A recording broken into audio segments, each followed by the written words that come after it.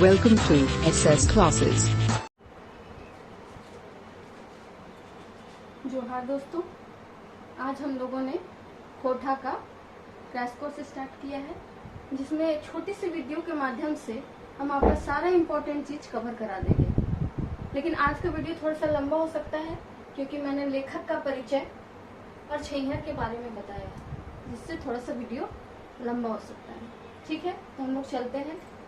जैसा कि आप लोग को पता है, छैहर एक गद्य भाग है और उसके लेखक हैं चित्तरंजन महतो चित्रा। ठीक है, अब इसमें कहानियों की संख्या कितनी है, ये भी एक क्वेश्चन बनता है। तो कहानियों की संख्या यहाँ पे 10 है। उसके बाद इसका बहुत ज्यादा इम्पोर्टेंट है कि प्रकाशन वर्ष पूछा जाता है। इसका प्रकाशन किस वर्ष हुआ? तो इसका प्रकाशन 2007 में हुआ। अब इनके प्रकाशन ध्यान रखेंगे कि इनके प्रकाशक 2 थे। पहले थे जनजातीय एवं क्षेत्रीय भाषा विभाग रांची और दूसरे थे खोटा भाषा साहित्य संस्कृति अकादमी रामगढ़। ठीक है, उसके बाद अब इसमें कहानियों की संख्या 10 है, तो हमें उनके नाम भी जानना बहुत ज्यादा जरूरी हो जाता है। जिसमें पहला है छैहर, दूसरा है बोनेकलोर, तीसरा है हम कैसे जिए, चौथा है बाबू बुबा एगो कहनी कही दे, और पांचवा है गुरुजी की फिक्र, और छठा है समय कटवा ताश खेला, सातवां है सांस्कृतिक झगड़ा, आठवां है चोर डाकू और लुटेरा, और नौवां है नवा जमींदार, और 10वां है देवता के खाए गले डाकिन। हम लोग धीरे धीरे सारा चैप्टर्स को कवर करेंगे। पहले हम लोग लेखक का परिचय देख लेते हैं, क्योंकि हमको लगता है कि ये बहुत ज्यादा इम्पोर्टेंट है और क्वेश्चन इससे आएंगे ही आएंगे। तो लेखक का परिचय में इनके जो लेखक हैं वो हैं चित्तरंजन महतो चित्रा। इनका जन्म हुआ 6 जनवरी 1946 को, जिसमें कहा जाता है कि उस दिन जितिया पर्व था। ठीक है, अब इनकी माता का नाम है धनिया देवी, पिता का नाम है धनेनाथ महतो। तो इसको याद करने में हमें ज्यादा दिक्कत नहीं होगी, क्योंकि दोनों के नाम में धन आता है, तो हम इससे याद कर सकते हैं धनिया देवी और धनेनाथ महतो। अब उनका जन्म कहाँ हुआ था? तो उनका जन्म हुआ था लारी रामगढ़ में। और अब पूछा जा सकता है कि उनके भाई बहन कितने थे? तो उनके भाई बहन 10 थे, जिसमें उनके 4 भाई थे और 6 बहन थे। अब उनके शिक्षा के बारे में भी पूछा जा सकता है, तो आप बस ये याद रख सकते हैं कि उन्होंने 1960 में मैट्रिक एग्जाम दिया था। उसके बाद उन्होंने 1964 में बीए का एग्जाम दिया, 1966 में एमए भूगोल से उन्होंने किया, पर 1972 में उन्होंने एमए खोटा से किया। ये इम्पोर्टेंट हो सकता है। अब उनके बारे में पूछा जाता है कि उनकी पहली कविता का नाम क्या था? तो उनकी पहली कविता का नाम समर के उस पार था। अब उनकी दूसरी कविता का नाम क्या था? तो गीता के गीत, जो कि 1965 में प्रकाशित हुई थी। ये दोनों बहुत ही ज्यादा इम्पोर्टेंट है। उसके बाद अब उनके हिंदी उपन्यास के बारे में जानते हैं। तो उनके 3 हिंदी उपन्यास थे। पहला था माँ की पुकार, दूसरा था जल तरंग और तीसरा था जीवन की खोज में राजेश।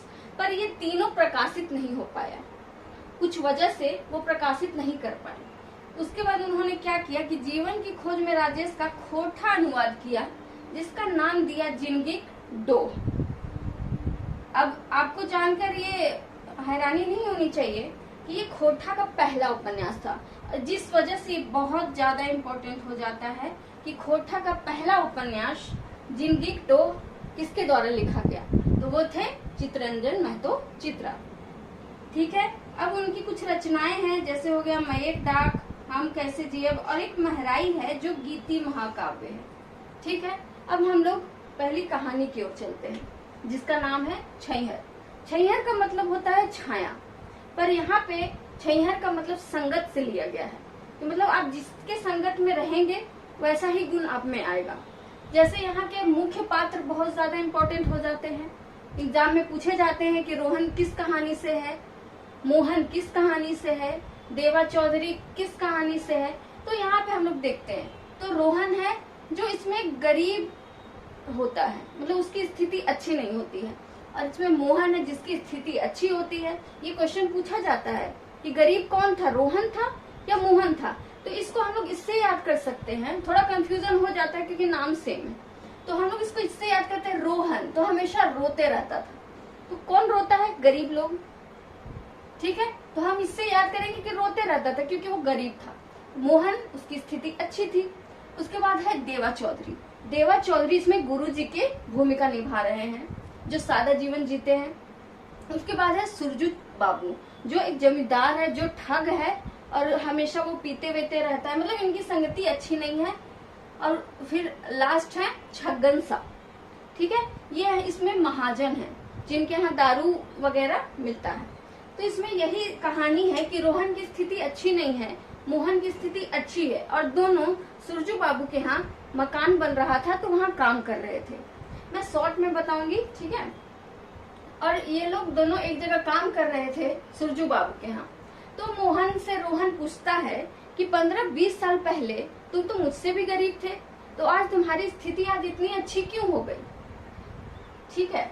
तो मोहन देवा चौधरी के बारे में बताता है कि हम हमेशा देवा चौधरी के पास जाके सलाह लेते हैं कि हमको क्या करना चाहिए, नहीं करना चाहिए, बच्चों को क्या पढ़ाना चाहिए, कहाँ पढ़ाना चाहिए, पैसों को कहाँ उपयोग करना चाहिए।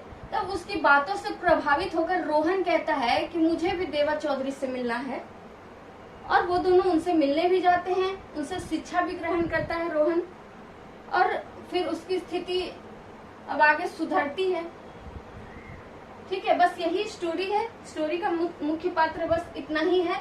अब इसमें कुछ इम्पोर्टेंट क्वेश्चंस होते हैं जो ज्यादा इम्पोर्टेंट है, ठीक है, तो हम लोग वो देखते हैं। इसमें पहला है कि इसमें पूछा जाता है कि इसमें महिला पात्र कितना है। तो जैसा कि आप लोग देख रहे हैं एक भी महिला पात्र नहीं है, तो हम कहेंगे 0, ठीक है। कई गो महिला पात्र है तो एकोना, ठीक है। उसके बाद पूछा जाता है कि मजोरा का काम जो रोहन और मोहन कर रहे थे वो किसके यहाँ कर रहे थे, तो वो कर रहे थे सुरजू बाबू के यहाँ, ठीक है। तो उसके बाद पूछा जाता है कि उनके यहाँ जो काम था वो कितना दिन का था, तो वो था 15 से 20 दिन का। ये बहुत ज्यादा इम्पोर्टेंट है। उसके बाद पूछा जाता है कि मोहन रोहन से भी गरीब कितने साल पहले था, तो वो भी 15 से 20 साल पहले था। उसके बाद पूछा जाता है कि रोहन किसके छाया में रहता था, तो रोहन सुरजू बाबा के छाया में रहता था, वो जमींदार के यहाँ रहता था। उसके बाद पूछा जाता है कि मोहन किनके छाया में रहता था, तो मोहन देवा चौधरी के छाया में रहता था, जो कि उनके गुरुजी थे, उनको अच्छी अच्छी बातें सिखाते थे। और सुरजू बाबू क्या सिखाते थे, ठगी करना, दारू लाने के लिए उनको पैसे देते थे। तो अब ये पूछा जाता है कि सुरजू बाबू जब दारू लाने के लिए उसको कितना रुपया देते थे, ये बहुत ज्यादा इम्पोर्टेंट है। तो वो 50 रुपया देते थे, जिसमें से 5 रुपया बोलते थे वो कि रोहन तुम पी लो, 5 रुपया वो रोहन को दारू पीने के लिए देते थे, ठीक है। उसके बाद हम लोग देखते हैं कि जब देवा चौधरी, देखिए मैंने इधर उधर थोड़ा क्वेश्चन किया है ताकि आपको रिवाइव हो सके। उसके बाद पूछा गया है कि देवा चौधरी से जब रोहन मिलने गया तो देवा चौधरी ने कितनी शर्तें रखी, मतलब क्या क्या दक्षिणा मांगा, तो उन्होंने 3 दक्षिणा मांगा।